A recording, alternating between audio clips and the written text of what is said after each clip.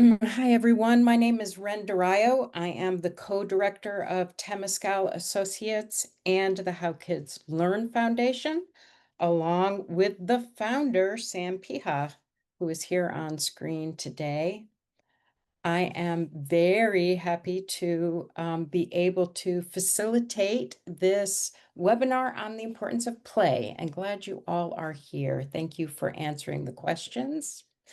We have a wonderful group of presenters who are going to help us understand the importance of play in the after-school setting and in other settings.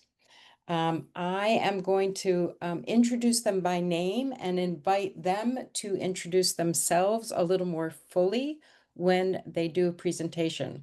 We'll have an opportunity to ask questions. You can put them in chat and I'll take you off mute and you can speak directly to the presenters. Hopefully we can have a lively discussion.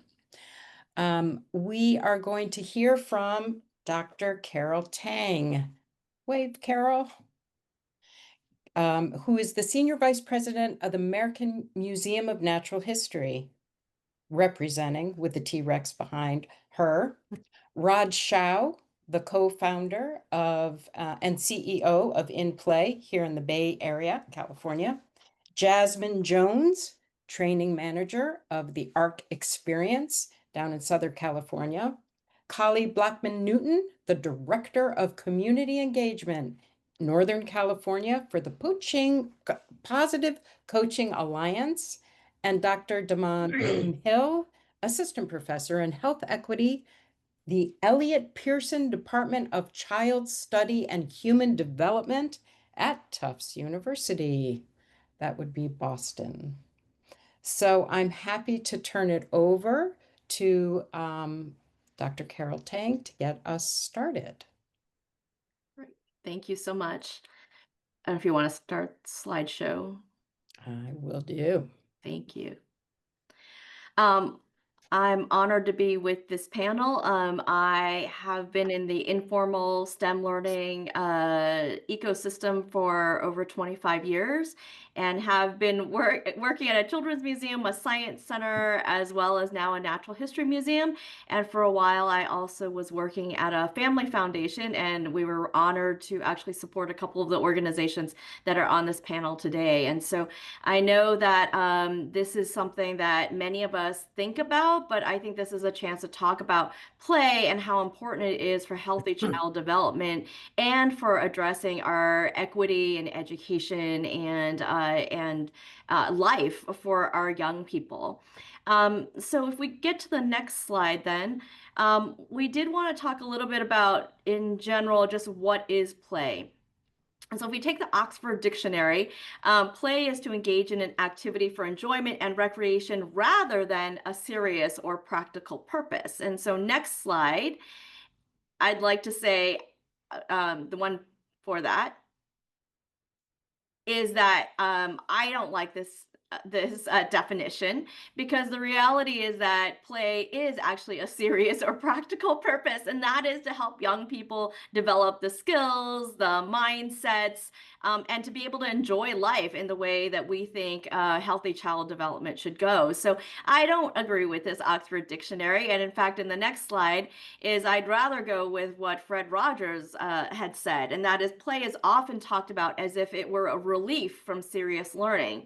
But for children, play is serious learning. Play is really the work of childhood. So the next slide then is, it's ironic because I am a board member also of the How Kids Learn Foundation.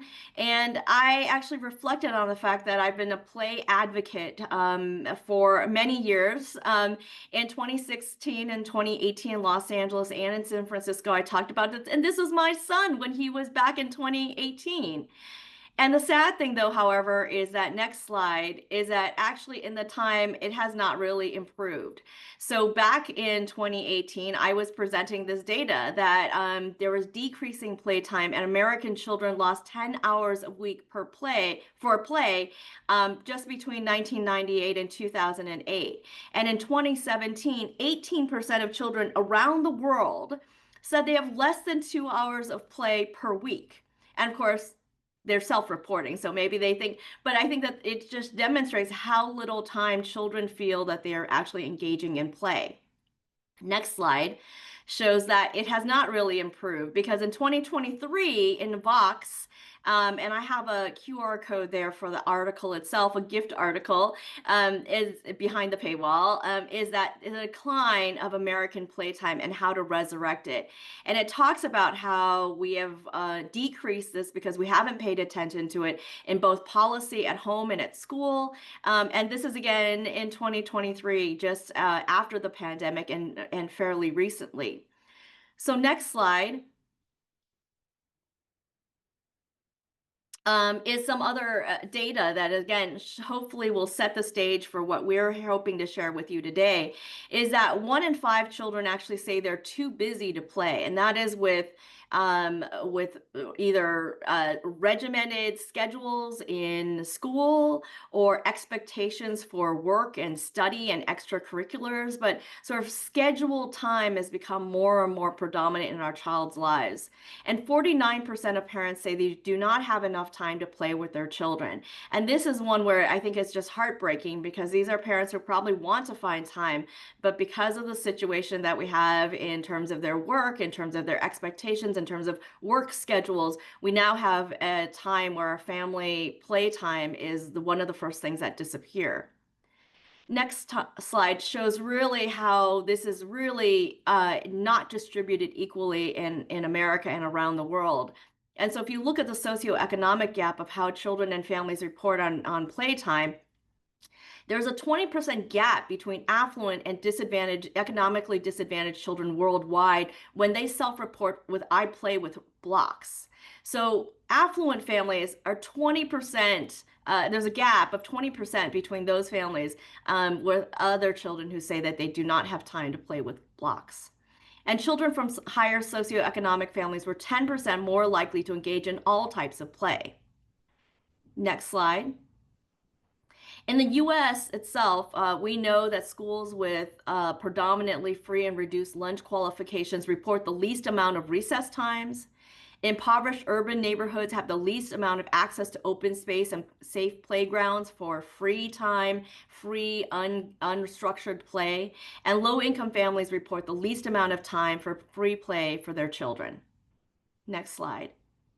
And this actually matters. So this is something that has actually been identified as the World Economic Forum. They've actually dedicated resources and research to this and what the global play gap means for our children's futures. They know that in some countries where they've actually deployed play ambassadors who go into people's homes and provide toys and show parents how to guide play with their children, that those children end up having a much better success in economic, housing security, and health as well. And so we know that play actually makes a difference in children's lives as they grow up, and yet we have this play gap. So this is where I think all of us are saying that our opportunity in working with children in out of school time, in school, in museums, and in families and homes, we can make a difference if we focus on play as actually an actionable something we can actually do something about, and that having play in children's lives will actually improve their outcomes in life. So what can we do? Next slide. I propose that there's sort of 3 things that we should focus on. And again, my colleagues on the panel today will actually talk about other aspects of it. But I'd like to just set the stage and say that we should be raising awareness like we are today with all of you. Adult practice, we can do things that make play more accessible to children. And then how do we make time? So next slide is that we do have resources, especially from How Kids Learn, but other resources that actually lay out this. So if we need to be a play advocate for our kids in schools and with our bosses and with systems and policymakers, there is evidence that we can point to and share resources for them that actually make the case for the importance of play in after school and other settings. Next slide. The Children's Museums field has been a big advocate of the role of play as well. And so this is a study from 2015 from the Minnesota Children's Museum, which not only lays out what are the powers of play, but how you can actually institute play. What are the kinds of things that you can add to a museum setting, which is same with a lot of our after school and school settings, to actually incorporate play into learning goals.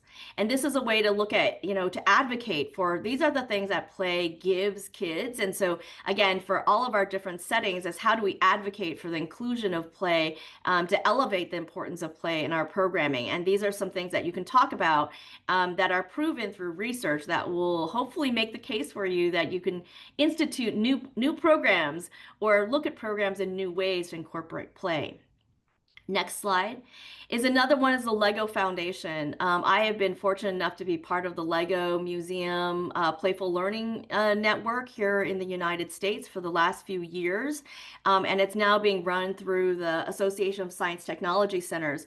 But the Learning Through Play, if you go to their website, there's so much actual research that's been done, longitudinal research, as well as sort of research in the homes and in schools about what are the actual characteristics that make a successful playful learning experience. And then on the left-hand side, you can see that they've documented how play allows us to expand not only social emotional learning, but also cognitive learning among kids. Very good free resource that you can use. So raising awareness among our programs is really important. And then now let's look at sort of adult practice in making time. And that is looking at sort of adult roles. So there are many different roles that have been identified in terms of how a parent or a teacher or a coach can be part of playful roles. And so you could be an onlooker and you can be a play leader. And those are the things that adults are usually most comfortable at. And what I'm advocating is that we find time for us as adults to be those other roles of stage manager and co-player. How do we encourage children to come up with their own rules, to guide play, to have free, unstructured play instead of us always being the leader or just the observer? So next slide shows a couple examples. One, I think it's really hard for sometimes for us to then play the role of do you then, beat the kids in the games or do you let them win? There's so many different ways that adults can show up. But here are some ways that allow us to be sort of silly or be part of the participant without sort of pretending we're somebody else. And one could be that there are days where it's Kid Rules Day, where they come up with all the rules and you have to follow them. But this way, the adult practitioners don't have to think about what role am I playing? Like that day is Kid Rules Day and you know your role and you don't have to figure out whether you should be the adult or a player. Like that's just kind of you set it up in advance. Another one is that maybe you designate, today I am the onlooker and today you are the co-player. You've got to act like a kid today and you be part of the game. Again, that way no one's really, subconscious, feel self-conscious about what their role is in play. They're kind of assigned a role. Next slide. Another thing that we can think about is how to structure time. So many studies have shown that it takes about 20 to 30 minutes for a child to really engage in play because it takes a few minutes to negotiate with the other children. It takes time to set up the rules, to sort of assign roles. You're doing a lot of setup. And if you then get picked up and because it's the end of the day and you haven't finished your game, that's where it becomes really frustrating and that children aren't benefiting from all the skill development that play can provide. So having some dedicated time, 20 to 30 minutes, so the children can finish a cycle of play, for example. And then how do you set time? So it's not just the in-between time or the pickup time or the reward for when they finish homework. How do we look at play as part of those elements, but also finding dedicated time for play as well? So if we think about just some easy things to think about the design principles, we can more easily incorporate and intentionally incorporate play into our programming in a way that feels a little bit more authentic, a little bit more structured, and it doesn't feel like it's an added burden that we have to do. It's just incorporated into an after-school program. But again, this means that we are making the case for why this is important. It's hard for us to change the design of a program unless we know why we're doing it and that it's important to do among all the other requirements we have to do in after-school and out-of-school time. So the last couple slides again is to come back to this is that again we can't make systemic change unless we're actually raising awareness and if we actually need to communicate about play, not just to our bosses, to policymakers, but in general. Because if we're always hiding the fact that we're doing play because we can't stand up and stand behind it and tell people the importance of it, we're always saying, "Oh, this is about STEM." No, it's about play. It's okay to be about play. STEM could just be one of the subjects that you're playing about. Why do we always have to? And I'm talking about this as a scientist.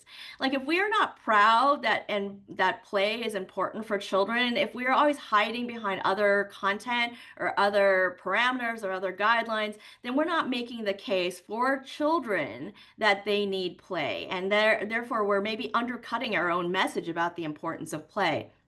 So to give you a little bit of courage to do that, as I would say the last slide, is that some data is that parents actually do value play. So sometimes we think that, they're paying to come to after school or they're taking the time to drop kids off at after school and that they don't think it's about play.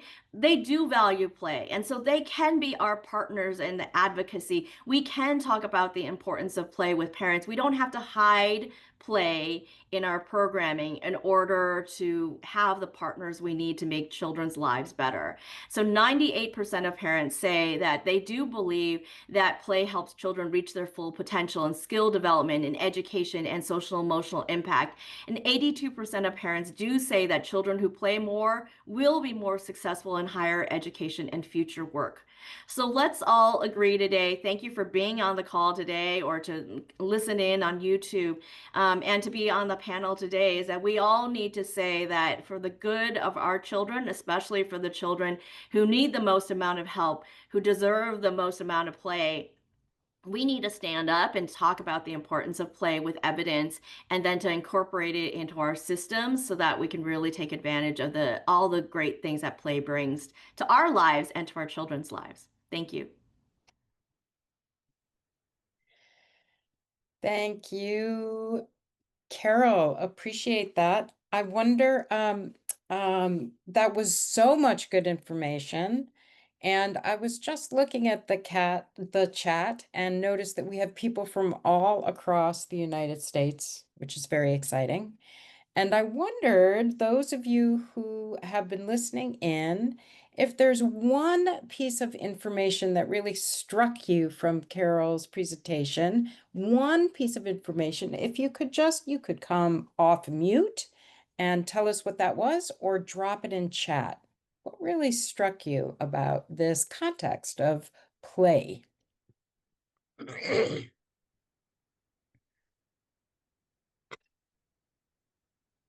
And I should say, Ren, I did have one other slide. I forgot that I have maybe the most important one. And it goes with your question, is that the UN High Commission on Human Rights has actually identified play as a fundamental right of every child. And it is a human right, it is a civil right, and that, our young people are not getting this right now. So it is up to us to advocate for them and give a voice to those who aren't getting what they deserve. Mhm. Thank you. Ah, the Commission on Human Rights. Anything in particular? Krista, you're smiling so brightly. I'm thinking about the joy and the recognition that we should just be like Carol's comment on you don't have to pretend that STEM is the more important part because STEM is really important and so is play. And yeah, so let's do playful STEM. I think what I'm sitting with is I've been around for a while too, and we've been and here we have the UN Commission on Human Rights, and we don't have the US did not sign on, and we have had messages. While there's a lot of lip service towards the importance of play, and I think those numbers about the parents really struck me as hopeful. But there's still a whole societal view of play as that Oxford definition. It's not the serious, it's not the real stuff. We have to talk to the funders about the STEM and the other things. And so yeah, I guess I'm looking to find the joy and the determination, commit to defending play, just being bold about play is important, and yeah, and it is the point sometimes. And it is the point. Thank you, Krista. Carlencia, do you want to speak your comment? It just struck me to hear that 18% of children around the world have less than 2 hours of play a week. I currently work for a national not-for-profit called Playworks, where we believe in the power of play to promote healthy outcomes in every kid. And to hear that just totally recenters me in our mission and reminds me of how important the work that we do each day is. So thank you for sharing all of these statistics, because I cannot wait to use them in our trainings.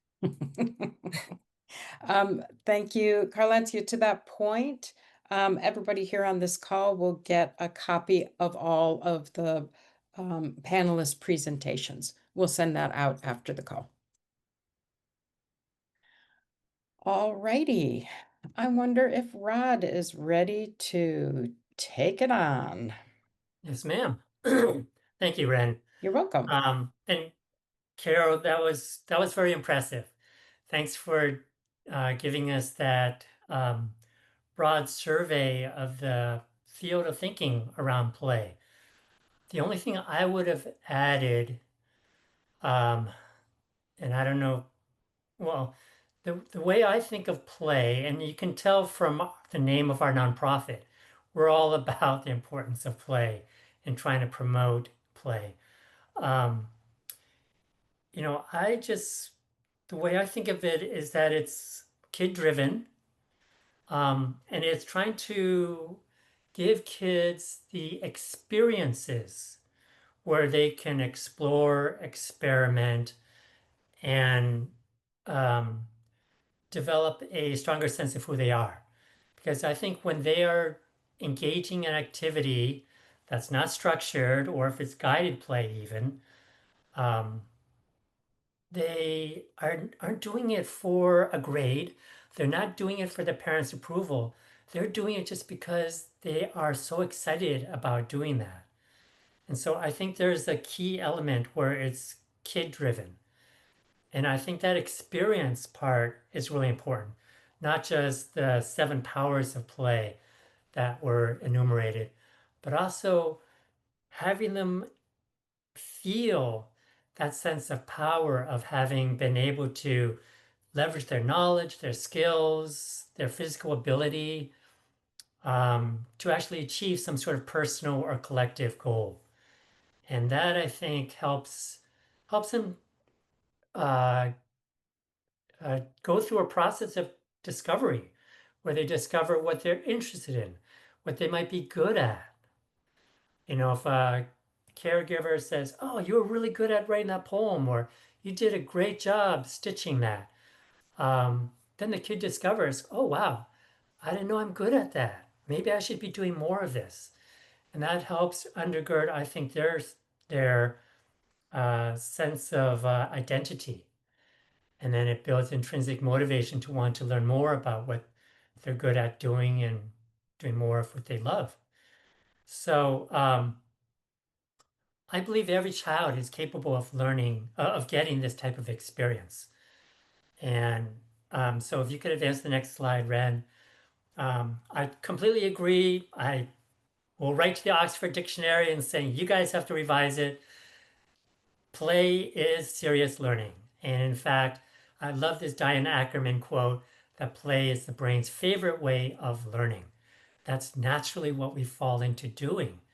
It's not, wading through chapter after chapter of a textbook.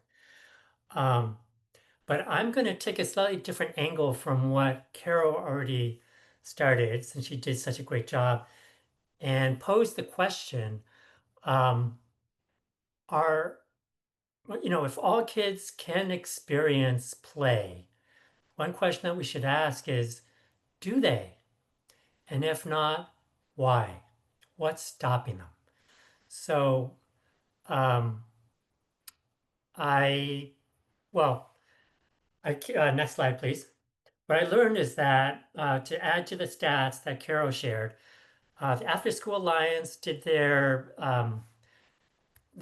annual national study, or not annual, but they did it in 2020, and they found that 50%, 50% of US families said that they could not have their kid participate in after school. And that equates to 24 million. So what I was thinking about is, so what's stopping them? Now let me share a story. I have a neighbor named Teresa, and she came to me once because she knew I was involved in education. I was a school board trustee, and I care deeply about giving access to underserved kids. And she said, I've got 4 kids. My 2 older boys, they've already dropped out of high school. And it turns out they had gone to get jobs at the local airport moving baggage. Her 3rd child, a daughter, well, she was still in school, but it seemed like she had lost her way. She said, but Rod, I have a 4th daughter, a 4th kid, and this daughter I have high hopes for. I think she'd be a great nurse. But every day after school, she comes home. She has to just sit at home because I'm afraid to let her out on the streets. And I'm out there cleaning houses. My husband is a landscaper, and we just can't find a place for her to go. And so I said, well, let me try and help. Because I was thinking, how hard could this be to help her find an after school program? And so I searched through Google and Yelp. I looked around at the Parks and Rec departments, and I came back to her with a list. And I said, okay, at the local school, they offer an after school program. She said, yeah, I was too late in signing up. I'm on the wait list. And I said, well, how about the Parks and Rec programs? And she said, well, there are strange people who walk around. I don't feel safe leaving my kid there, my little girl there. So that isn't going to work. And then I said, well, how about this? And she said, well, that's too expensive for us. Well, how about these? Well, they're too far away. I can't leave work and pick up my daughter and drop her off. One by one, she just crossed out all these options I'd found in my city of San Mateo, California. So, I think there are some barriers to access which are also posing challenges to these families that have 24 million kids. So, next slide, please. So I founded this nonprofit 11 years ago called In Play. And our sole mission is to connect underserved kids with expanded learning time programs where we believe the kids could engage in guided play and do things, active things outside of school.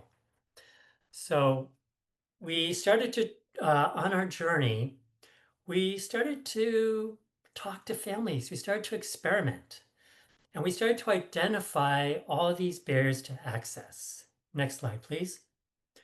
And we found that there were 2 main sources of these barriers to access. The first group are typical family barriers that parents struggle with. They have trouble discovering what's available. They may not be able to afford it.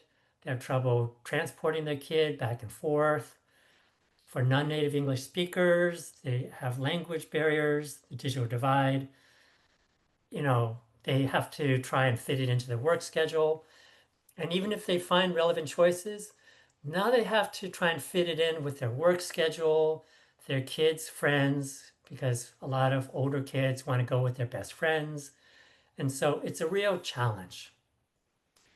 But outside of those that I'm sure you are all very familiar with, there's also the fragmentation in our expanded learning time field.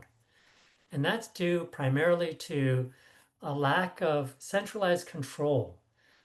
We know that, at least in California and in districts where they're using their 21st century community learning funding, it was often very hard to do the coordination to, get all the providers, all the community-based organizations to work together in a coordinated fashion to reach out to families and then recruit them for the programs. Because families otherwise would have to go to a Parks and Rec catalog and then get these other flyers coming through their kids' knapsacks. And it's just too disjointed and hard for the parents. Now, the districts also know which kids are the most vulnerable: foster youth, kids who are homeless, kids on free and reduced price meals. But they can't share it with these providers because of FERPA restrictions. And so as a result, there's this fragmentation. All the wonderful program providers out there, they do their own outreach, do their own registration, but it creates this fragmentation that makes it hard for parents to find relevant, affordable programs for their kids. So InPlay took all of these, and we started to figure out how to reduce the barriers. And over the 11 years, we started off with a activity guide, like a Yelp to find out of school time programs. Many cities, I'm sure many of the districts and cities that you're in, they tried that. But it doesn't get parents across the finish line. We built caseworker referral tools for social workers in government agencies who are trying to help families refer their kids to relevant programs. But still, that didn't help a lot of other families that weren't actually entering or asking for help for their child.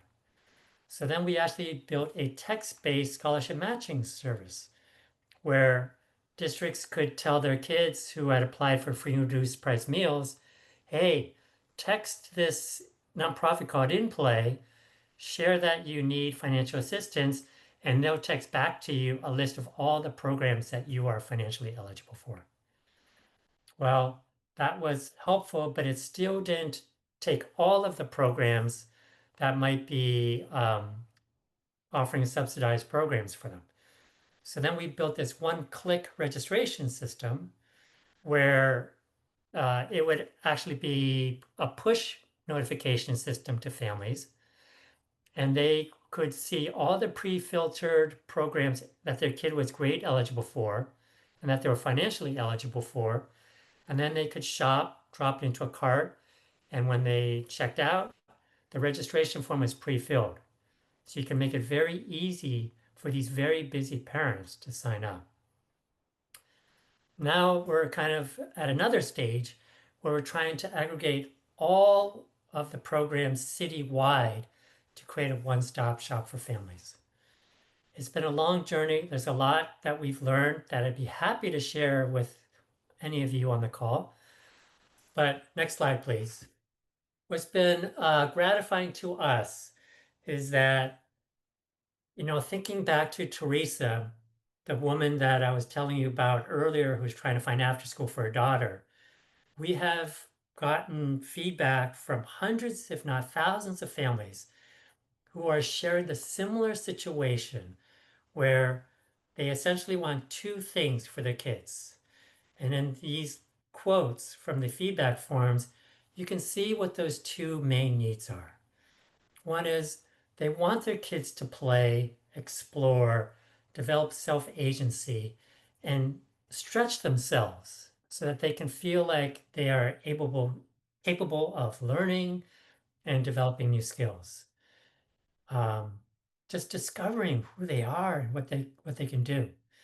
And the other one, of course, is to help the parent be able to stay at work or in school and feel fulfilled that they're able to give their kid experiences that they may not be able to give to their child themselves.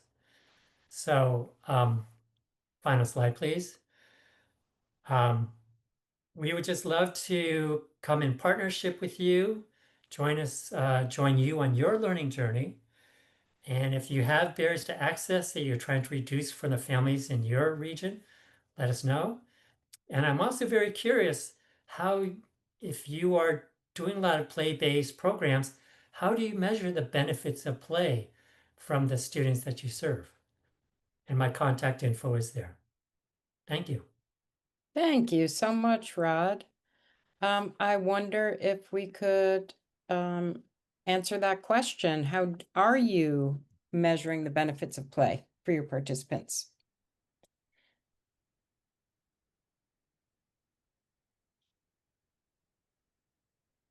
Out there in our digital world. Yeah, Carlencia. With our org, we do a lot of surveys. We've got quite a few different components to our programming. But one of the things that we do is provide a youth leadership program through our components.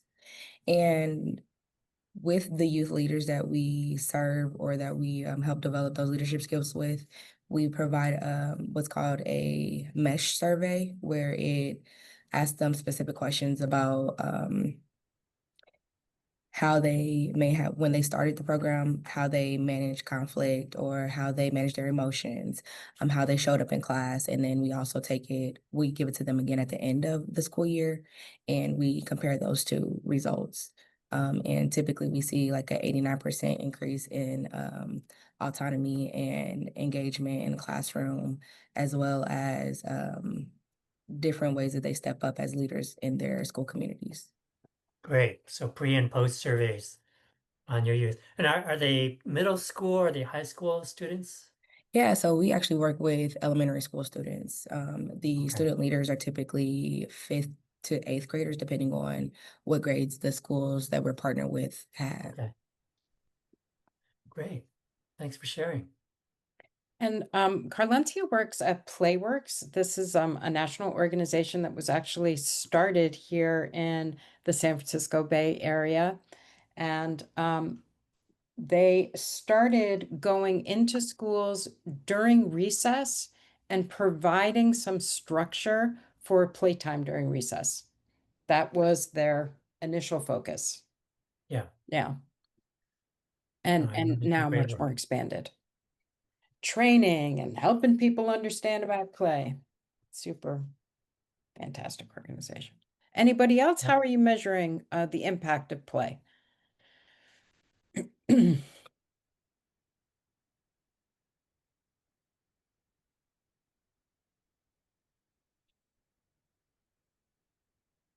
All right, Rod, I'm not hearing any others talk about how they're measuring the impact of play. I'm curious to know if any of you are finding that your programs, if you run these kinds of programs, there are accessibility barriers that Rod talked about. Are you finding it's difficult for people to access your programs or hearing?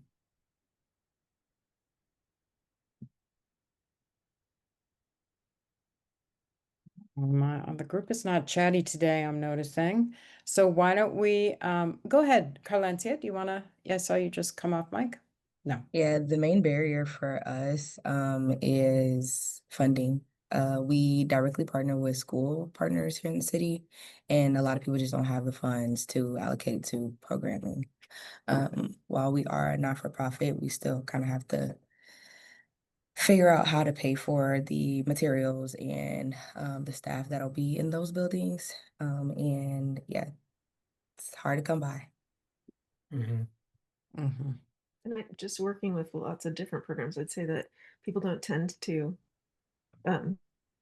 pull out the measures. They'll do like observation, quality programming is the assessments, do observation-based assessments. I'm thinking of the PQA and the dimensions of success. Mm-hmm. And they'll do the surveys, pulling out the play pieces. I think there probably is a lot more that could be done in terms of like we don't need to build a new survey or a new assessment, but linking the pieces that support play or linking the measures. I think there's a lot more to be done for, I mean, this field has an issue with collecting data and communicating data about consistently about what's working and how play is supporting positive outcomes. So yeah, so I don't have a suggestion for how to do it well. I'm just saying it's a challenge right Yeah. now. Yeah. We, in the after school world, just as Carol said, you often stand behind other types of content to justify funding for after school. And a lot of those metrics are around your reading and math scores. But if we all really truly believe in the power of play, I think it doesn't rest in math and reading scores. And yeah, I mean, the YPQA is good, but I also really like end user feedback, because of the experience that I think is really transformative for kids. Thank you. I think, So, thank you. Jasmine. Jasmine from ARC. Will you tell us a little bit about who you are? And welcome. Hey, so I am Jasmine Jones. I am the training manager for ARC. We are an after-school provider throughout Southern California. I've been in the out-of-school time, after-school world for the past 15 years in various capacities and in multiple organizations. And so I've seen really the shift in after school. It's had a couple different.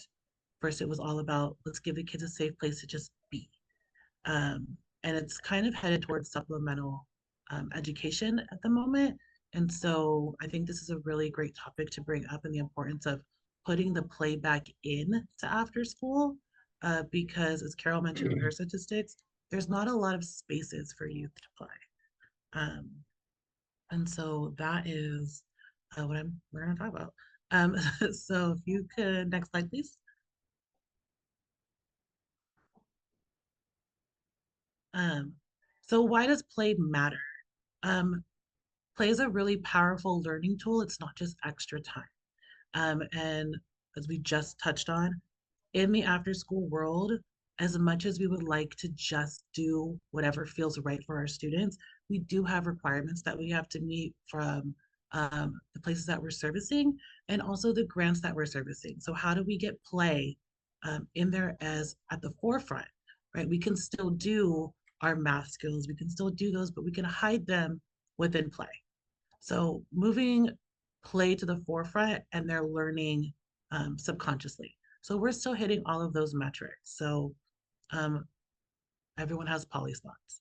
One example I like to give when we talk about literacy, right? Because that's also a really big topic right now with youth, is raising the literacy for our young people so that they can be successful in their education. But when we're doing things like letter recognition, you don't have to just hold a flashcard up. You can throw out a couple poly spots, write some letters on there, and then you're yelling out a random letter. They run, they put their foot in. To them, it's a game, but they're also learning. So how do we make sure that we are pushing play forefront and we're subconsciously hitting all of those other markers that we need? After school is really important in this space because, like it says here, today's youth have fewer safe play spaces. There's not a lot of places for them to play. Parks are no longer super safe. I know that when I was young, that I was walking around in like my neighborhood. I was knocking on doors, I was playing with other kids. If I was out at a cousin's house, I was playing with a kid I had never learned their name. That's not the situation that's happening any longer for our students. And is it necessarily that it's less safe outside, or do we just know how unsafe it is outside? So kids aren't having the ability to just go down to the park and meet up with somebody and play a game. So in the after school world, we have the kids here, we have the equipment, we are the place where they will get to play, because during the school day, there's a lot of focus on standardized tests.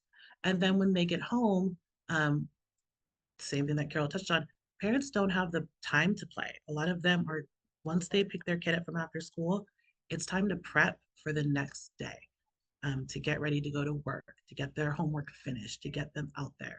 So with less recess, there's way more screens. Do I think screens are 100% of the issue with the lack of play?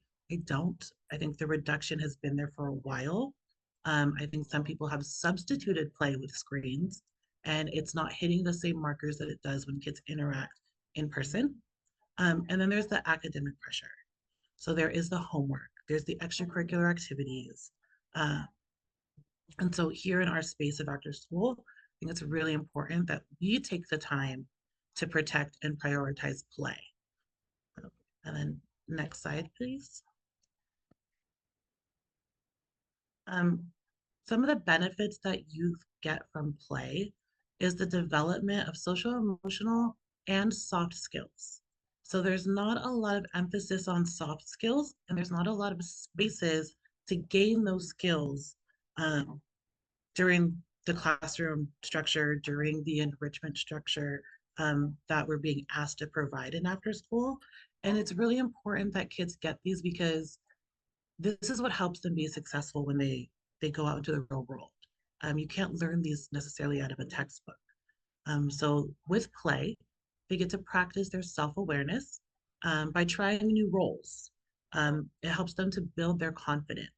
They're testing out social interactions that they've seen from other adults or other kids, and it's a low stakes test because they're not in the situation in real time, they're playing. So let me try this form of social interaction and see how that works. Let me see what kind of reactions I get without actually having to be in that position. It also helps them with their self-management, right? So they're handling frustration. Sometimes you play a game and you don't win. Sometimes you don't get to be the pink Power Ranger. Um, but how do we navigate those spaces? And so these are safe ways that kids get to learn that. And then adapting to failure, right? But I also like to say, as important as it is for students and to learn to lose, it's also really, really important for them to learn how to win gracefully. And we want to make sure that we are providing them with the opportunity, right? I can sit here and I can read from a PowerPoint and I can lecture you and I can give you a worksheet that tells you what winning gracefully looks like or losing gracefully looks like. But until you're in that moment with your emotions and the feelings, you don't really know. And so with play, they get to practice these in a safe space. It also allows for social awareness, which is our social emotional learning. Um, I've run a social emotional program where we've taught them about empathy and all of those things. But play allows for them to practice it, to try it out um, with pretending to be superheroes or playing with their dolls, or maybe they're running a restaurant. It also helps them with their relationship skills. So cooperating, conflict resolution, communication. Do we all know what the rules are? Um, what happens when I feel like you're no longer playing fairly or we're not sharing well? Um, these are the things that you learn in play. And I don't think that we understood the importance of play as an industry until it started going away. And we started noticing um, that students were entering higher education. They were entering the workforce. They were going out into the real world, and they didn't have these soft skills and how important they were to somebody being able to be successful because we didn't have to think about play in that way. Uh, there was really no other option, right? I'm 9 and you're 8, so I saw you down the street. We're going to go play together. It didn't need to be organized, but now it's a very different time. Um, and then it also helps with responsible decision making. So we're negotiating the rules, we're making fair choices. I get to be the Pink Ranger today, you can be the Pink Ranger tomorrow, and then on Thursday, Susan can be the Pink Ranger too. So making sure that they're getting the ability to practice these in a low stakes environment. Um, and they're really critical skill sets. Can you go to the next slide?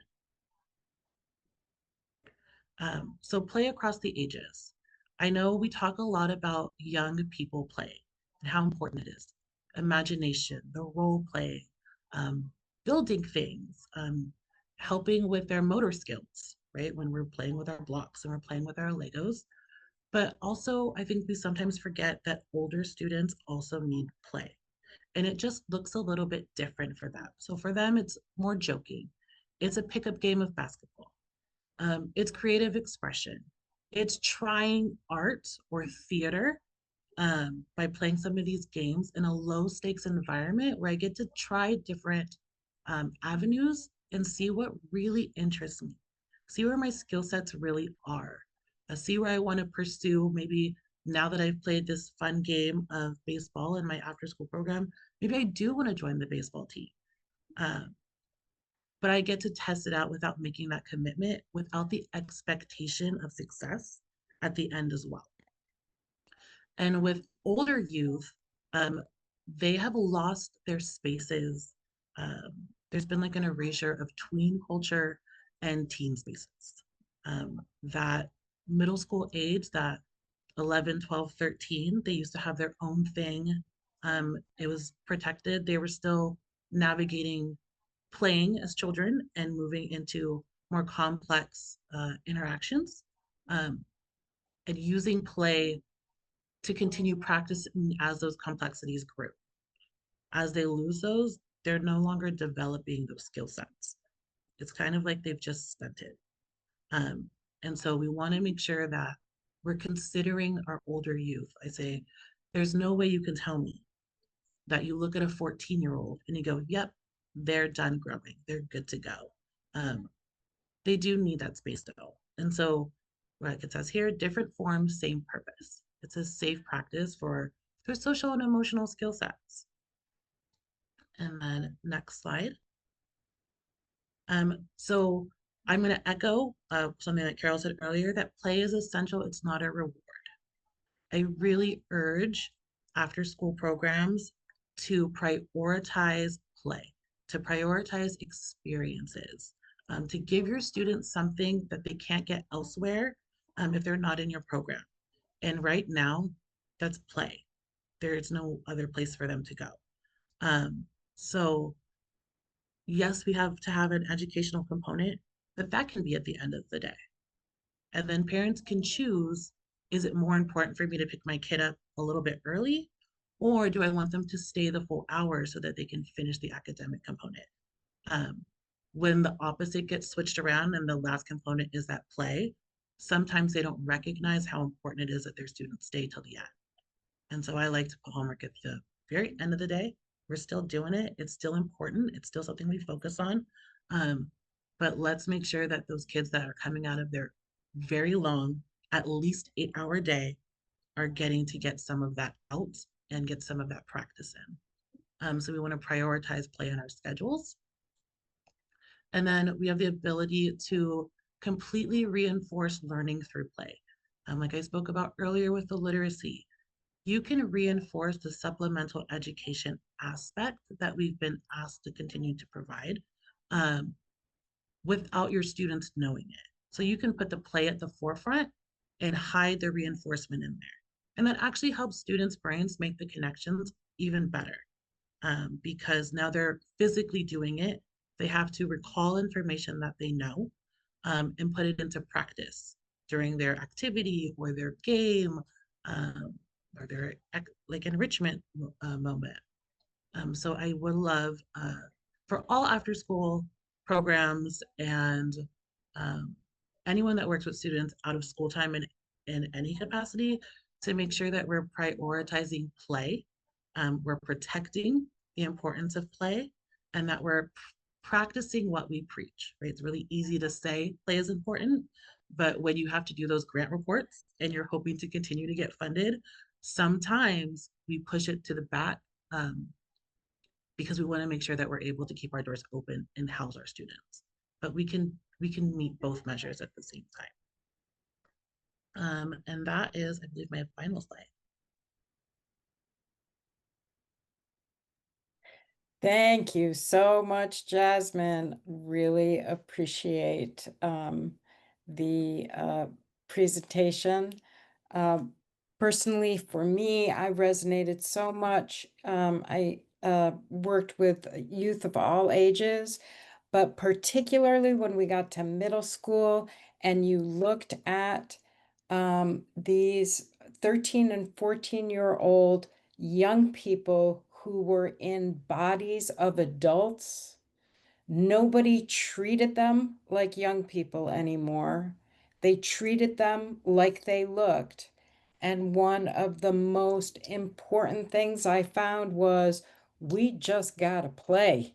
That's it. We're just gonna play. And it was, beautiful. I'm like, they're young people. They want to play. We all want to play, but particularly when we're in bodies that don't look like children anymore, it's really critical uh, to highlight the play. I hope you're seeing in the chat, Jasmine, there's a lot of support here. Preach. That was excellent. Thank you. Very insightful. I especially liked how you highlighted the transition between forms of play for younger and older kids. Anybody else would like to come offline and react or comment on something that Jasmine presented to us?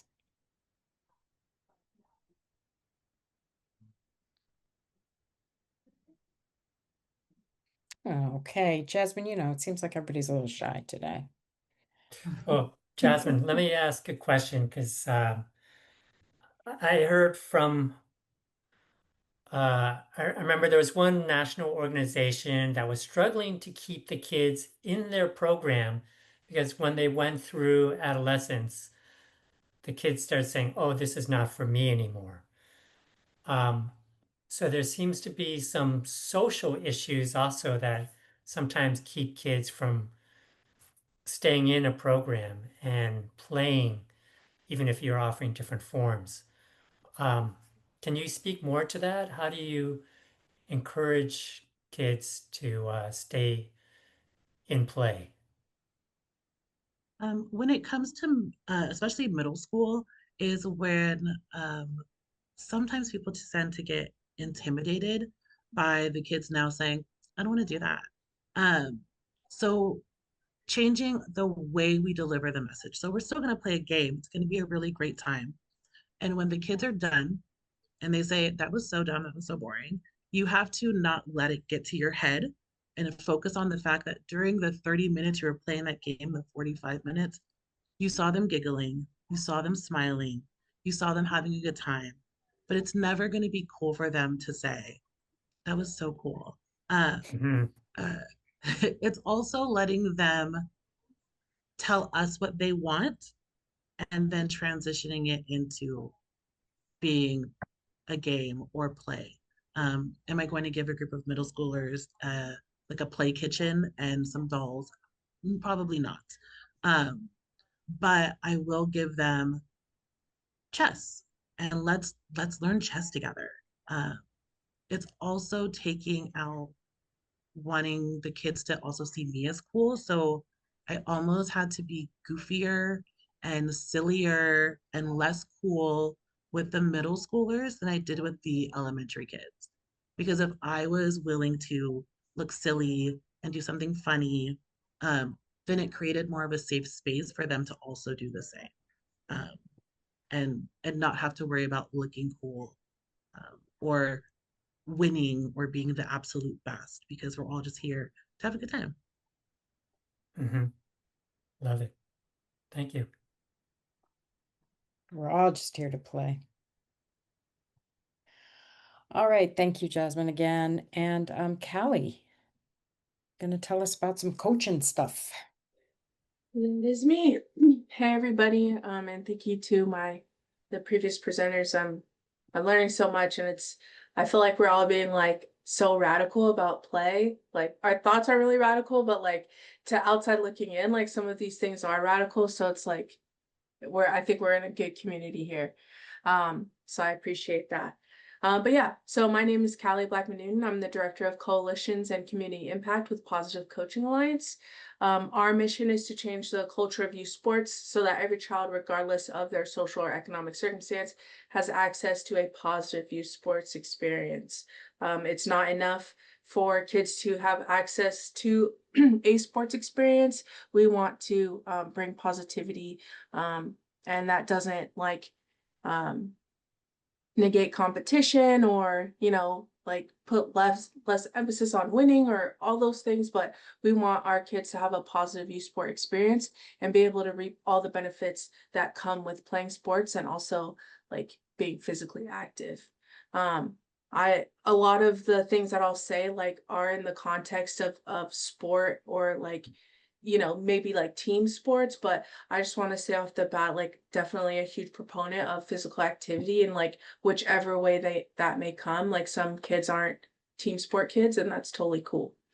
Um, for me though, I was a team sport kid. Just a little bit about myself. I've been with PCA for 6 years. Before that, they found me at a like a career fair when I went to Sac State. I don't know if anybody's in the Sacramento area, but you know, Stingers up. I went to Sac State and they're like, "Do you like sports?" And I was like, "Yeah." And they're like, do you like kids?" I was like, I don't think so. I'm basically a kid."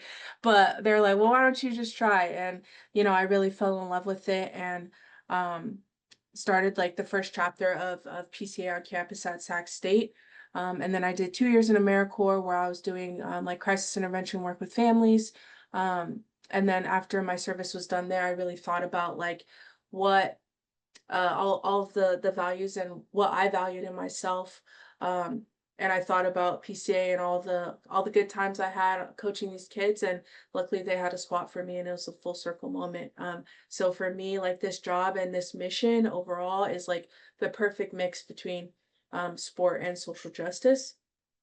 And um, the great facilitators asked all of us kind of like to define play, and I had a couple of thoughts, but first I'll start by saying I went to the Strong Family Museum of Play in Rochester, New York last week, just like randomly. But like if you ever have the chance to go, do it. Like it was so much fun. We ended up spending like 4 hours there, just like two adults.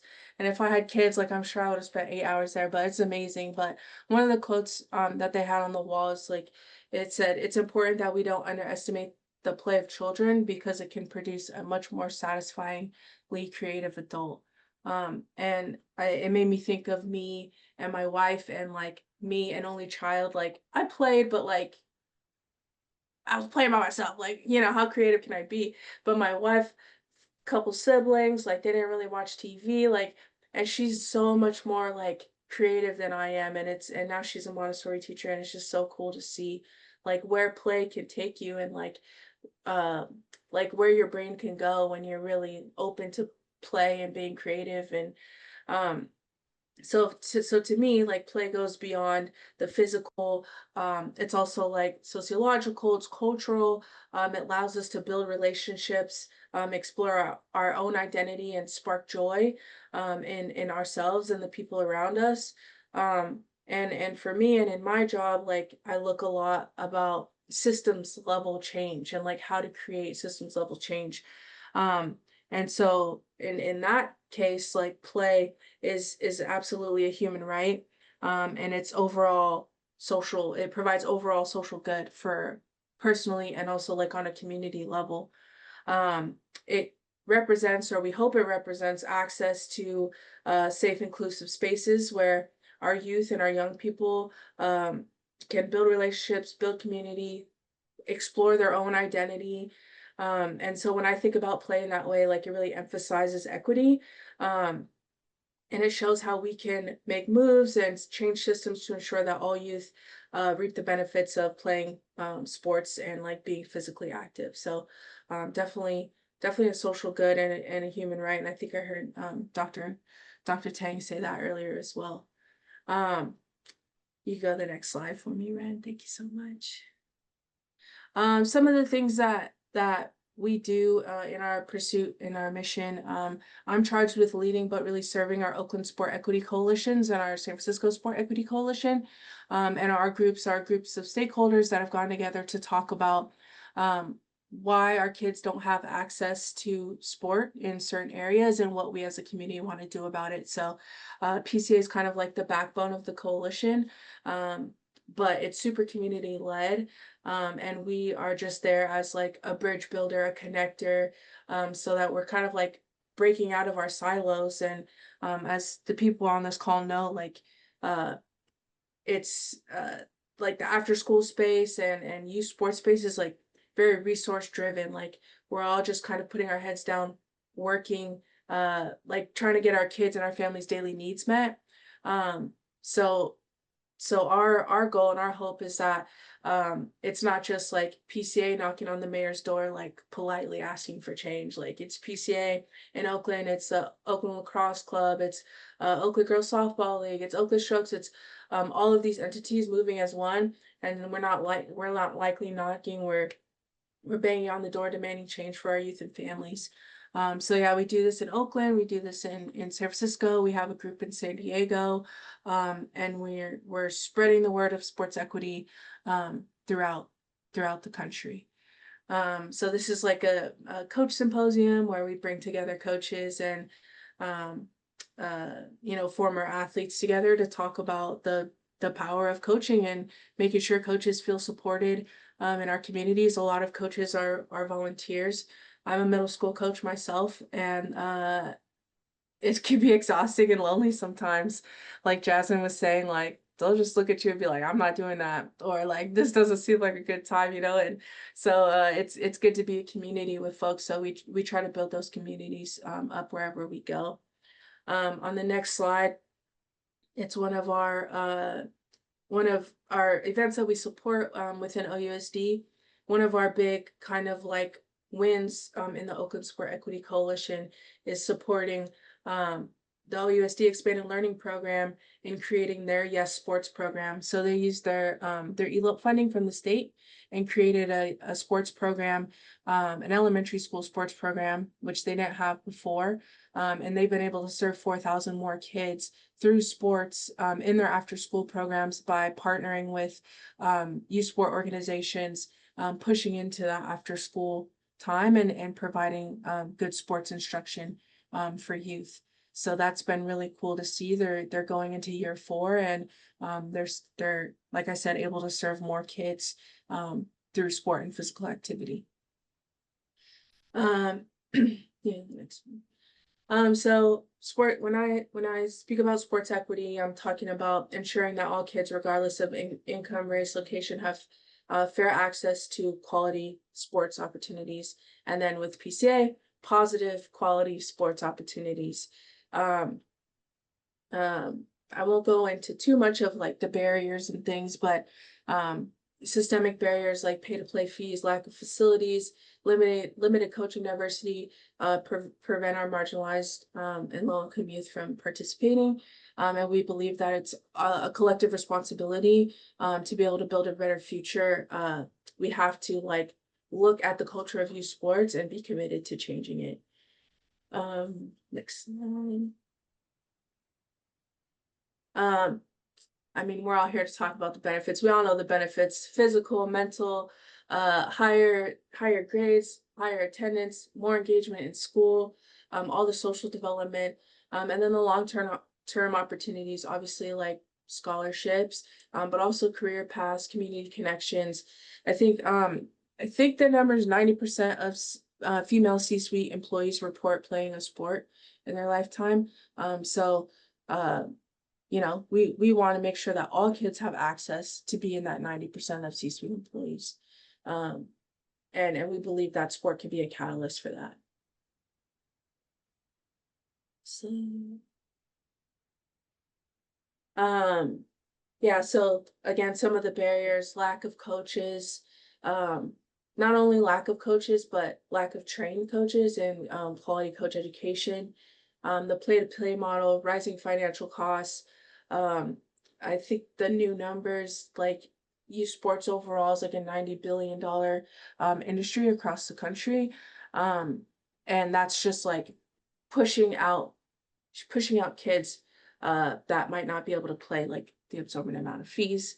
And then some of my other peers talked about time constraints, transportation, like all of these barriers that kids face to accessing sports. Next slide.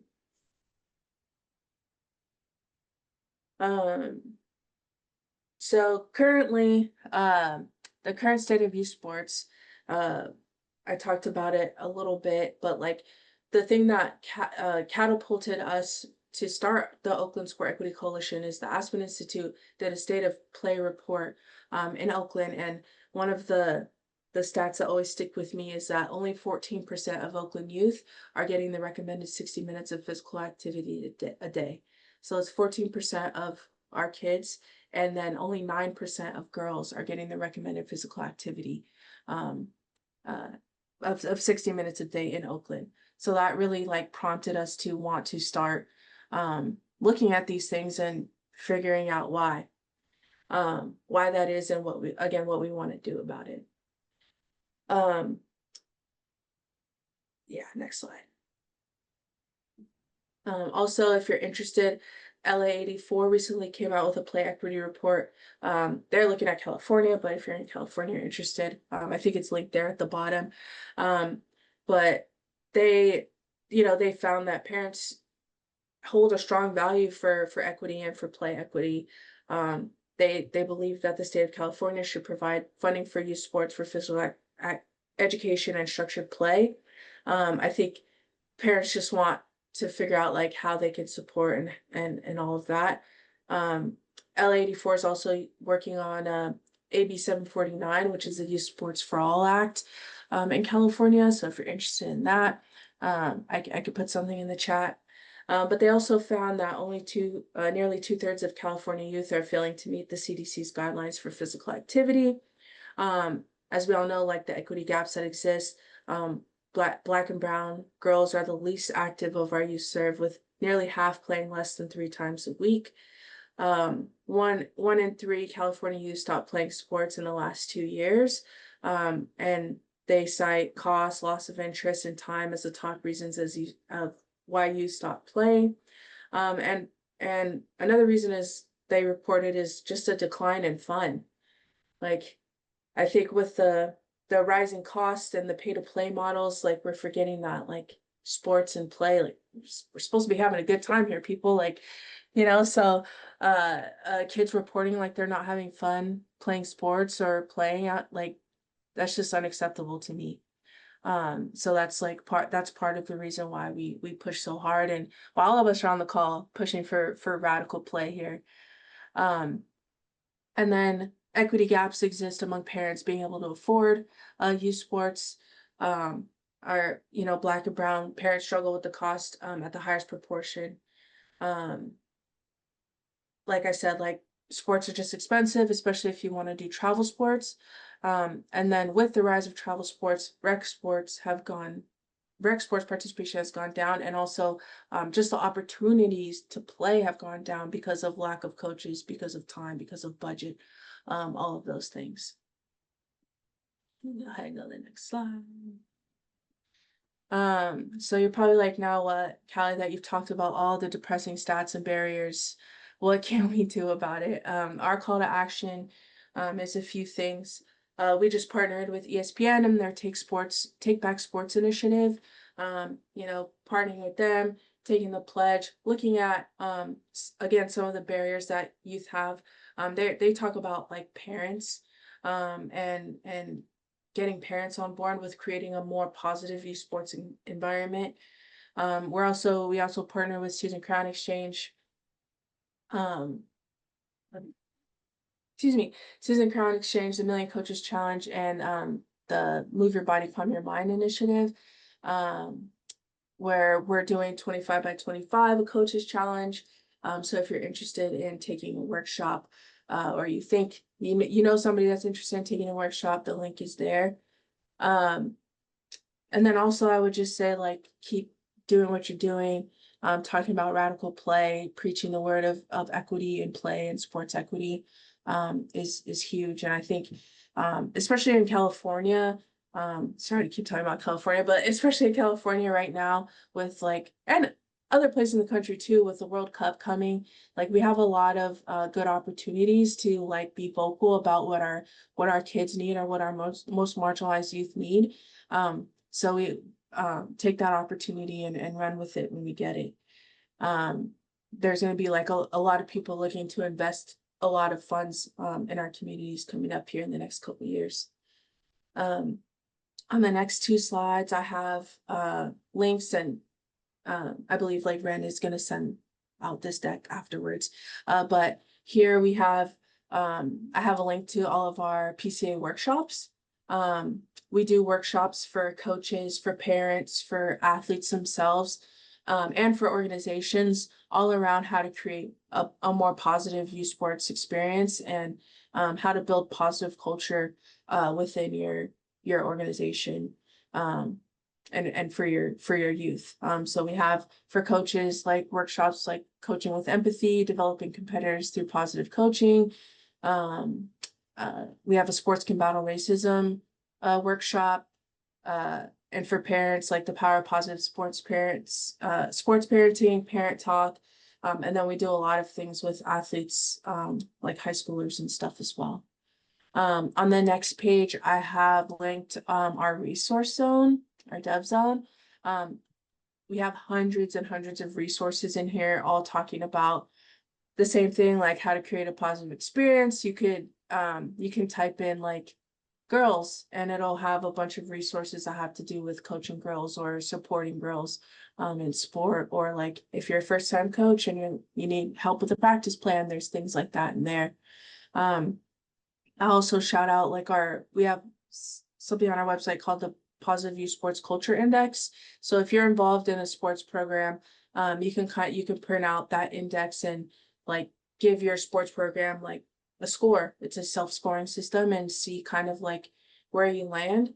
And then it gives some tools to like increase the positive youth sport experience and culture in your program.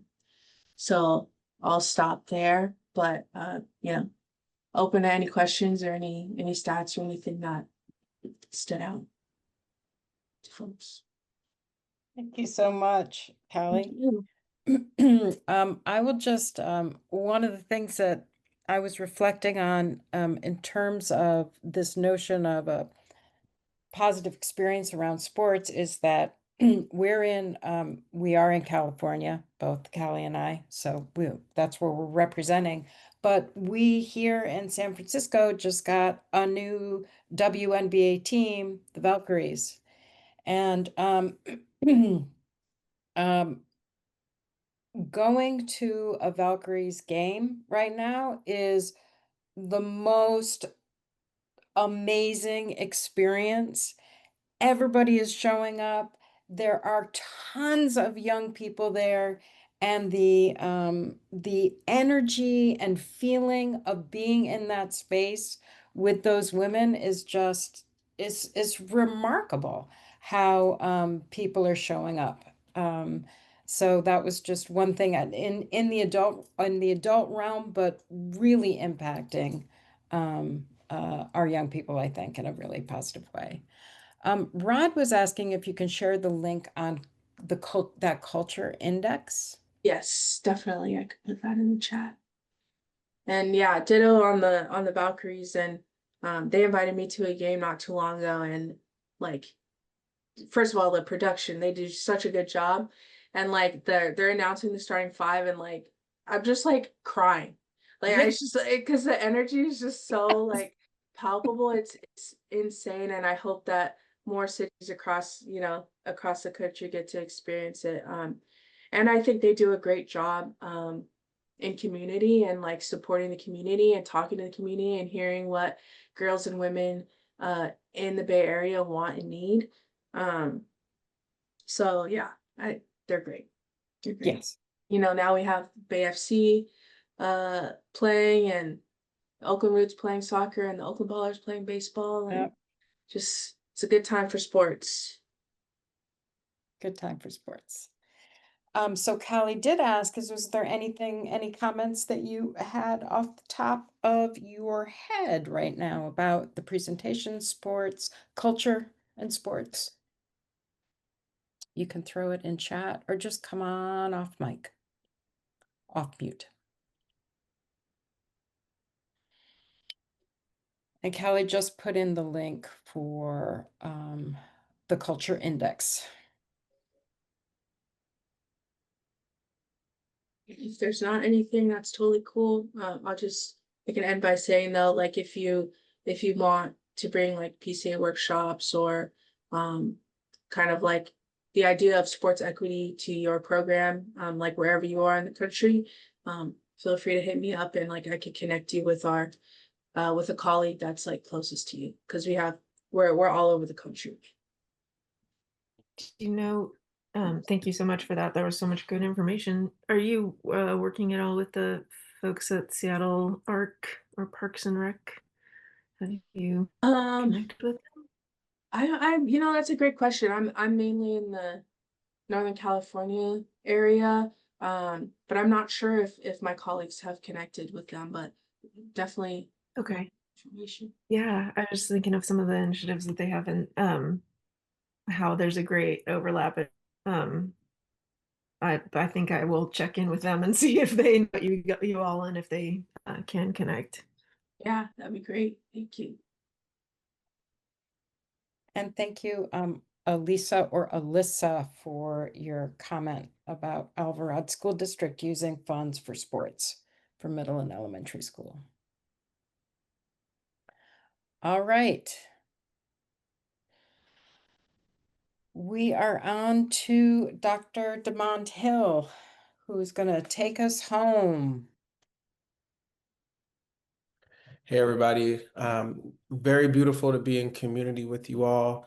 I'm excited to have just learned and got to absorb a lot of the knowledge and brilliance in this space. My work stems a little bit more research oriented, some data collection that I, with community in San Francisco, was able to do. It's important for me, though, to acknowledge the people who are not here, which are the community members who carved this out, even began to bring this to the forefront. And very excited to have their voices here. And then also a very important mentor of mine on my journey is Jill Violet, who is the founder of Playworks, has been essential to just my experience overall. So just very grateful to be able to share some of this work with you. So we can go into the next slide. This is just an opportunity for some level of slowing down, grounding, imagining. Questions that I would typically ask folks who are participating is what experiences, what are you seeing, what are you feeling, what are you potentially imagining you're hearing from the photos on the left and from the photos on the right? What's being done? What's being crafted? What futures may be being created? What pasts may be being restored and repaired? Next slide. And so here's a opportunity for some engagement. You can throw your comments in the chat if you feel. You can also jump in and be as community as you want with me, which is the first question is, in learning spaces, who loved you in becoming the playful person you are today? Or who prevented you from being playful? Second question, where can you be playful and silly? How do you know when you're in a playful mood? How do you know others are in a playful mood? Think back to a game that you played when you were young. Can you recall the space, the place, the experience, or the style you engaged in? And then lastly, when is the last time you were playful and what did it spark for you as well as for others? You can always throw it in the chat or jump in.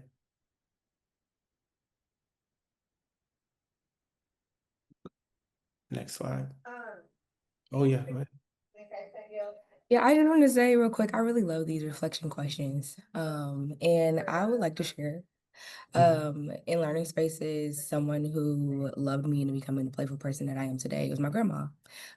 She definitely made time and space for all of the kids to I hope that you've had a wonderful Wednesday. but yeah, she always made time for us to play and also created things for us to do and play. And one of the things that I remember and can never forget is the tea parties. she went and purchased like a china set for us, and she would put like coffee or tea in them, and then we have little snacks, and we'd sit just on the stairs, like in the landing that led to the kitchen, and have our little tea parties. And I try to bring that to all of the kids that I serve today. Beautiful. Beautiful. Thank you. Any others?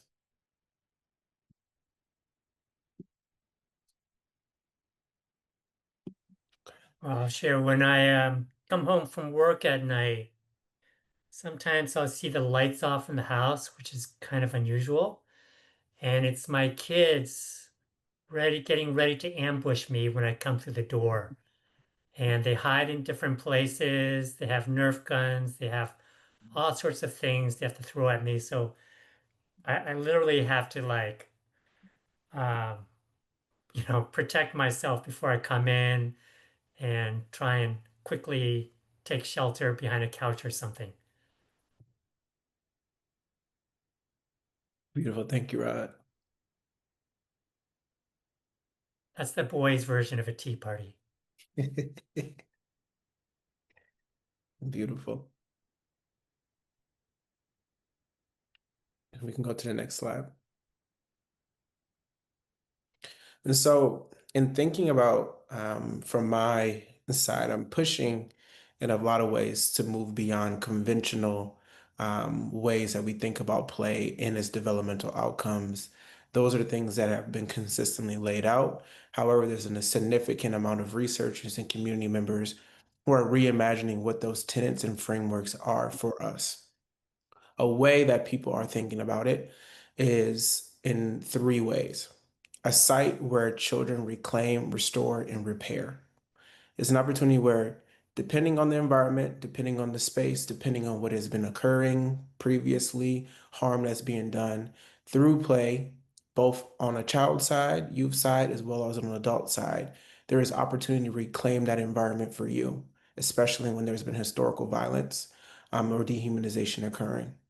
Second is restoring those environments, whether it is between two peers, a moment where disagreement has occurred. Play has always been the source for folks to restore those relationships as well as restore the environment in and of itself, and in turn repair those relationships. Um, Without boring you too much, the last two is play is where dreams become realities, belonging is cultivated, and flourishing is nurtured. Should be very simple. And then lastly, play in every single form, regardless if it's structured or unstructured, is offering holistic and humanizing therapeutic possibilities. So play inequality or racialized play deprivation, an important researcher or community member that I've been fortunate enough to be a part of is Gloria Latson-Billings, who has advocated to discuss the equity gap or the achievement gap or education gap to rethink how we are having that conversation. It's actually a debt, and it's a debt that we owe. And it's actually putting in the hands of people um, who have certainly marginalized folks to repay that debt. Here's a way to think about the debt, which is racialized play deprivation. Everybody has talked about it in various different ways, which is absolutely beautiful. A way that we think about it is systemic lack of access to safe, enriching, well-maintained play spaces that disproportionately affect low-income communities. There's a ton of different examples. An example that I could maybe highlight and provide you all right now that is always at the forefront of my mind. There was an incredible playground centered in Chicago. It used to be a multi-generational, multifaceted space back in the 60s where children in the neighborhood would actually go out, build a tent.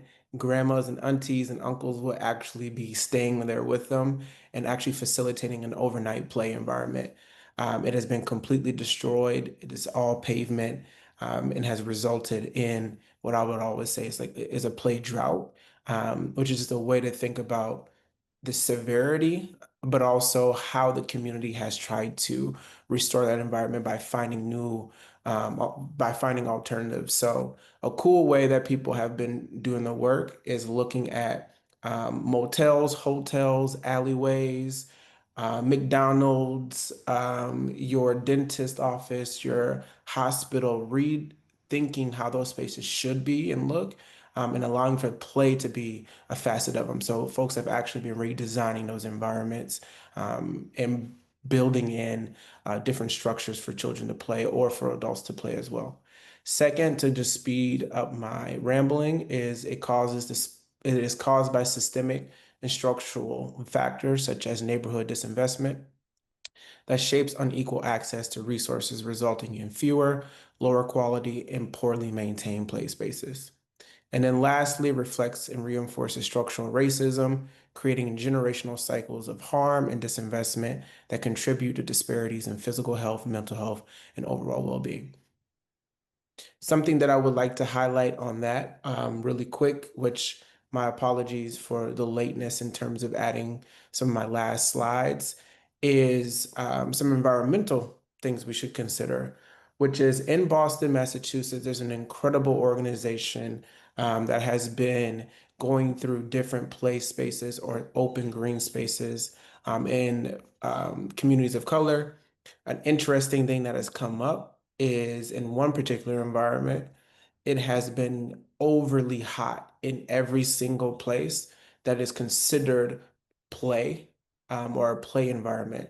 And an example is there is a swing. I wish the slide was here because it'd be way easier. There is a swing set, and right underneath that swing set, it is on average 95 degrees. There is a rock climbing space. On average, that is 96 degrees, and at the max, it was 110. The concrete pavement that most of the children utilize or the community utilizes is at a max 100 degrees. The mulch and the grass are also at 105 degrees. This is across every single facet of that environment and multiple environments within this community. Even down to the wooden benches are 95 degrees, making it in a lot of ways inhabitable. People do not want to be in that environment. It is too much. There is shading, there are trees, there are the little shrubs. It is still because of the way that the buildings are set up and the way that it kind of like holds and I think yeah holds the wind. It is getting extremely hot in these environments, making it very difficult to use. There's another, which is around access and actually accessibility. There are different spaces that are across the Boston area, also within San Francisco, Bayview, Hunters Point, and in Chicago, where foot traffic has been lessened due to overwhelming amount of cars, building of highways. And so for folks to even be able to get to the environments that a city has developed and considered to address the play drought or play deprivation, they're inaccessible and cause more danger than safety. So I'll stop there and then go to the next slides. So a way that our community, through research, we were able to develop 3 tenets to kind of rethink how we are imagining what play can be, in particular for Black children. So we'll start off with the styles of play. Here, Black children's play styles is the practice of play that are racially and culturally contextualized through lineages of Black children discovering ways to play amidst violence, or you could say inequality. So number one, these tenets are deriving from an important scholar named Sean Ginwright, who used to be based out in Oakland, California, was a professor at San Francisco State, and has built numbers of different programs throughout Oakland. The 3 tenets is radical healing. So the way that Black children play, and also I should state, the way that we were able to get this information was through interviews, focus groups, and 2 years worth of, you can say 2 years worth of videos. So we recorded children playing. We got consent from the families and the community. We watched it for hours and we were able to kind of dream with children.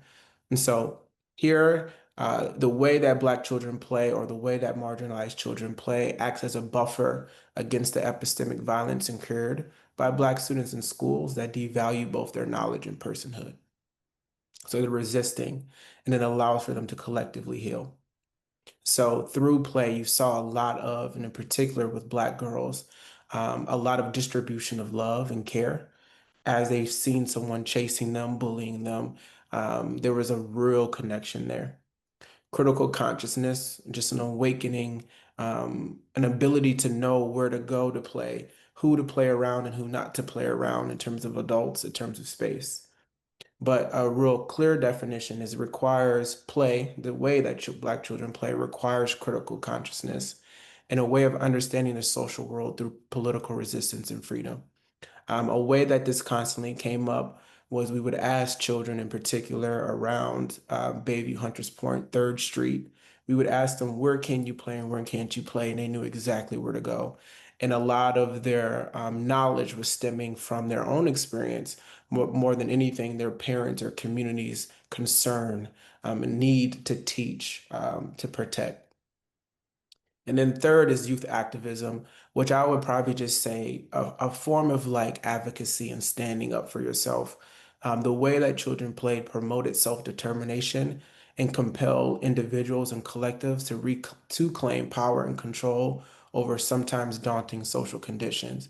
Just a reminder that our babies, a lot of our babies in this world are existing and living um, and having to navigate the mess that we have as adults created today and historically, but that does not determine or control their everyday life. They are finding ways and play is the way that they're doing it. Next slide. Experiences, which is very, very important. And it would be silly of me if I did not center the stories of Tamir Rice, who was murdered at a playground. We have Kia Roll, who, for the speculation of her classroom as a play, was actually physically restrained and arrested and put in the cop car and taken down to the police station in Florida. These are violent ways that many of our babies are being harmed. You can look even as we think of ICE destroying communities, tearing down hope, but also remember play is also the way that folks are reclaiming. So super simple and super quick. Play experiences is the experience of play that are impacted by the simultaneity of violence. For me, it was anti-Black violence, adultification, which is these are children, regardless if one of our babies is growing a little faster in some areas than another. These are our babies. Joy and simultaneously love. So again, bringing in radical healing, critical consciousness, and the self-advocacy or youth activism. The way that it shows up is Black children construct an environment that acknowledges and critically counters the violences of anti-Blackness across social and educational spaces. This could look like, in terms of adultification, this could look like an adult supervisor telling a Black child or a Black girl, you need to wear X, Y, and Z while you're outside playing. That is actually, and if the child comes tomorrow dressed the same way that they want to be dressed, playing the same way that they want to play, nobody else is bothered by that besides the adult. This is like ways of that adults ourselves are reinforcing violence and stereotypes or ways of being that do not actually map on or allow for children to just be, which I'm grateful Jasmine brought up. Critical consciousness. Ooh, so sorry. I'll go real quick. Critical consciousness is just conscious of possibilities that promote or constrain liberation, and they foster strong, caring relationships in spaces that encourage Black children to see beyond present day community conditions. And then lastly, through a lot of our work, Black children naturally engage in this process of resisting reclaiming and restoring as they play. But most importantly, and one that we want to highlight over the others is just reimagination process that pushes for social change. Not in this large, it doesn't have to be in this larger sense, but it can be in someone's body. They are reimagining and pushing for something within, and also it kind of radiates amongst each other or in friend groups. Next slide. In space, which is a very important thing. This was one of the most important things that the community was talking about. They actually came up with this really beautiful term called playgroundology, which is their way of kind of developing a method for redesigning and thinking about space or playful landscapes. And so, what came up the most was a lot of the elders were saying, without the children, these environments would be unlivable for me. And the laughter, the joy that you see, kids riding on the bikes, there's something visual and something soulfully pleasing about that. So, one of the things we wanted to highlight was seeing children play and in the spaces that they play in, protected and loved, they can shift unlivable moments into very much so livable moments, whether that is like out in the world or in our own home. Again, radical healing, critical consciousness, and youth activism or advocacy comes up. So, first, radical healing. Black children actively build environments in which love, joy, and care are foundational to individual and collective healing. The way that you hear the laughing, the way that you see children playing, there is a very important and grounding scenario for us where one of the children was experiencing housing insecurity to the point where it was very visible, even in the way that the child presented themselves every day. There was not one moment that this community, especially on tons of recording, every single day, children brought food for this child. There was a moment where two kids constantly brought clothing, their own clothing, for the child at this one play site. So it was just a beautiful way that like play moves beyond the actual sitting and doing a game. It's actually like serious relationship and community building that needs to be grounded. I think sometimes in my world, we get too caught up in tic-tac-toe or the Legos or developing a curriculum where children are using card games to engage. But I've noticed through a lot of the research, children are moving past that. That is just they have identified the games as just an opportunity to do more for each other. And I think that's very powerful, and I hope we can all hold collectively. The last two is that Black children, while playing these spaces, they act upon their environment in order to create the type of community in which they want to live. Now, it's not always the best. There are dynamics of othering that occur through play. There are violences that happen through play, in particular, gender-based violence. Stereotypes are reinforced through play. However, more often than not, I want to highlight the ways our babies are creating newness in their everyday. And then lastly, as you know, these spaces are deeply, especially in our marginalized communities, are not as simple as, not having grass and not having trees. They're overly surveilled, tons of police, dealing with gun violence. There's so much that are kind of contextual in these spaces, but children are still finding ways to disrupt that and find new ways of playing and revitalizing these spaces. So I'll go to the last slide. Um, which I hope and thank you all for going along this journey. And again, thinking of ways that we can kind of repay the debt, thinking about ways we can push for belonging and human flourishing, thinking of the ways we can be real and honest about the context a lot of our babies are existing in, our families are existing in, and the way play can actually be a form of resisting that, fighting against that, and actually promoting more. So the three questions that I love to ask or would love for us to sit with is what role does play have in promoting freedom, liberation, joy, in your everyday life? Two, is play or playfulness necessary in dismantling oppression and sparking liberation? 3, what does supporting Black children's play require of us? But what does it really require of us to support children's play overall? Not in the way that we have imagined, but in the way that they need. And then 4, what does culturally relevant, or you can go into more therapeutic, play spaces look like? What could they look like? Are the old, boring silver slides sexy? Or should we be thinking about different ways to use I think I seen one, someone was creating, we had kids take maps and draw out their ideal play space, and actually some children were drawing afros, and we're saying that would be really cool to jump off of, and jump into versus some of the normal ways we think. And it gives me an opportunity to highlight kind of in different environments, in Berkeley, the adventure playground or the yard playground out in New York, the hands-on nature out in New York. There's different environments that are pushing on the way that we're even thinking about, play, and allowing for kids to kind of carve out and create what those structures look like. And then lastly, what do you think I am missing? Where are we just dropping the ball overall in terms of loving, caring, and protecting all of our children and babies? And that's it. Wow, wow, wow. Thank you so much, Demond.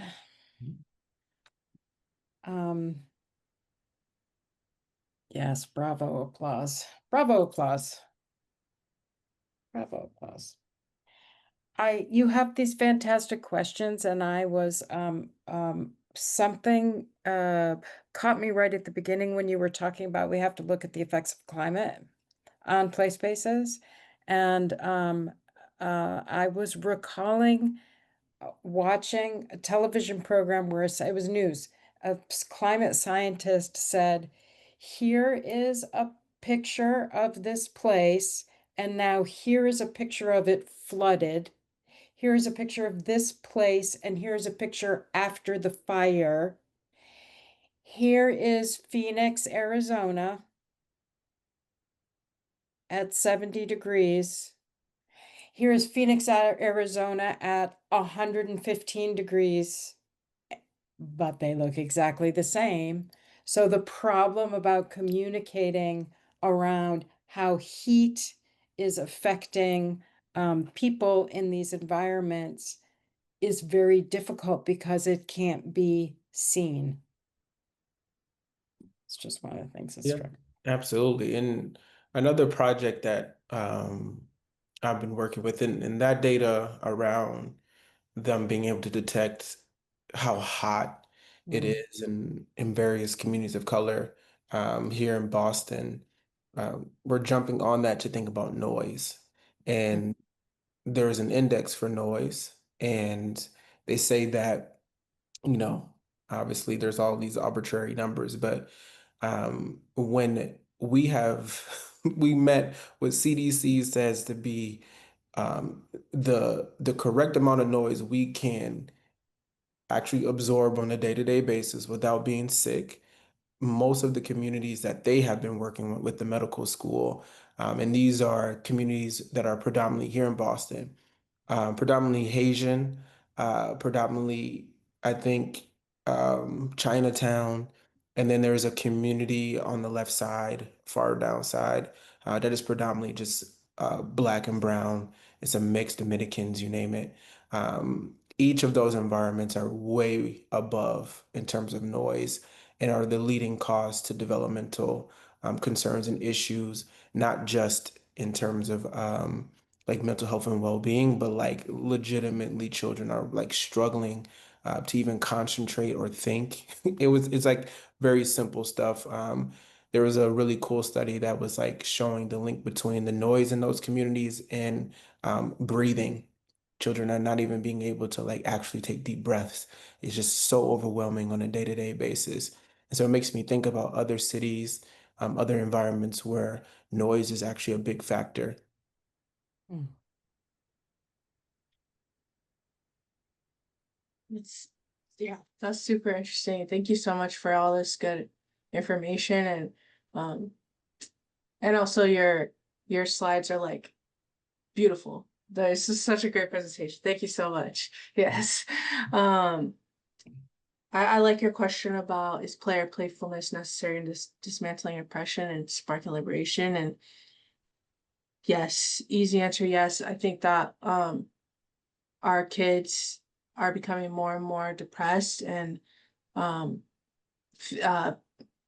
they're reporting like increased feelings of helplessness and hopelessness. And so I think like what we're talking about, play and sparking joy and being creative and all of these things are, it's going to be on us to really, again, like be radical about this and really push for inclusive places to play, and keep that joy alive, because I mean, sometimes some days it's bleak. So I think what you're talking about here is just so spot on. And talking, not, I don't think that you're missing this at all, but something I've been thinking about a lot lately is inclusive play, and kids that have physical or disabilities or limitations. Like, how can we include them in the conversation, and how can we make sure that they're getting access to play, and that our places that kids play are accessible to them as well. And that goes for physical play and like actual structures, and also like sports teams, and making sure that our coaches are equipped to be able to serve these kids in a positive and fruitful way. So again, I really appreciate all the information you laid out for us today. Thank you. And I agree. I think accessibility is absolutely important. Absolutely. Jasmine, did you want to say something? Yeah, I think two things that you brought up that really resonated with me was one, the adultification of our youth, and using play to combat that, and really encouraging play to combat that, because whatever the reason being, whether it's because adults are starting to treat them as older than they are, when they really should be treated like children and encouraged to continue playing, but also the access that they have. So they're so aware of circumstances that they, it's important to keep your kids educated, but things that maybe they don't need to carry on their shoulders at a young age. And using play to be like, let's get out there and have a good time. Let's not think about these things going on. At this moment, like, you need to just have time to enjoy yourself. But also how important play is to building community. Because I say it in terms of like my world of, you want your kids to not be cliquey and not have bullying, is kids that play together build familiarity. And it's a lot harder to be mean to somebody that you have built that familiarity with. You tend to build community. And so by taking play away in these underserved areas, it's almost starting at the root to dismantle the ability to build community in these spaces. And so I never looked at it as that. And so that's something that I think is really important to also to address in different ways. Beautiful. Thank you, Jasmine. Yep. Maybe if I could add to just that, a lot of times we talk about access programs and we're saying we're, just serving underserved or marginalized. And we have to remember that, it's good for everyone to be able to have children who play together. This is not charity. It is about building a society where people look at each other and play with each other and disagree. All the character that we talked about, the soft skills, like this is about all of our spaces that are building these bridges that are gonna be good for society. Like, we can't function when our kids they don't play together, they don't see people who are different from them, and realize that, yeah, you can disagree, you can win and lose, and that's what society is about. And so I did want to just say that this is so powerful for individual children and for society. And I think that's what we're all looking at, is how do we make this world a better place? And as we just said, that they're dealing with so much, and we have to give them the skills, but not just that, the freedom and the abilities and those places to how do we change hearts and minds. And so wanted to just share how powerful this was for me. And all of you shared things that actually I'm going to have to reflect on, because I think it actually changes how I look at this work. And I'm just so grateful to have had this chance to hear from everybody. Beautiful. Thank you, Carol. And then, and Jasmine's comment and your comment, Carol, made me think like we were talking a lot in some of our community meetings with folks that they were like, why don't we talk about playfulness as much as we talk about play?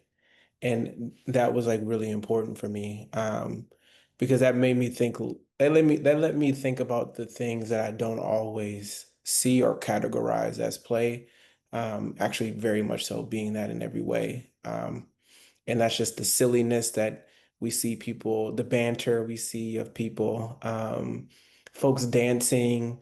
They were talking about even there's playfulness, at least that they experience and feel when they can drive through their neighborhood and see community art on the wall, and the way that words are carving and the way that a structure of a building looks. I think playfulness, or the tenets of play, can be wrapped up into our city and our neighborhoods, and actually be pushing us to be more happy, be more joyful. But thank you all. Well, we have about 2 minutes here. Are there any other final comments or questions we'd like to ask each other?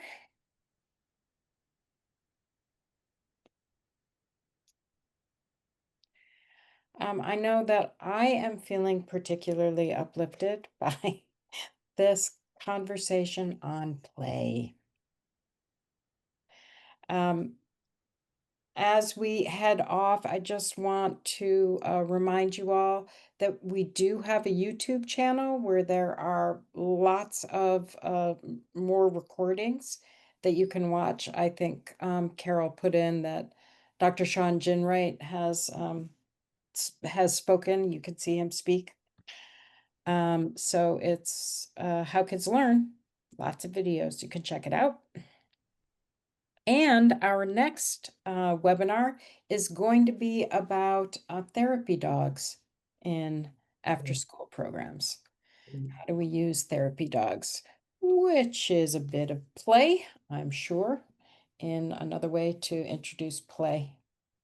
It's so interesting. It's really helpful to just broaden the context of what is play and playfulness, and how do we use that for liberation. It's a beautiful question. Just a reminder that you will get the link to this recording and these materials. I think that everybody's information is in the slide deck, and hopefully we get to meet someday in person where we can play. Have a beautiful day. Enjoy your Wednesday, and we'll see you next time. Thank you so much to all our panelists.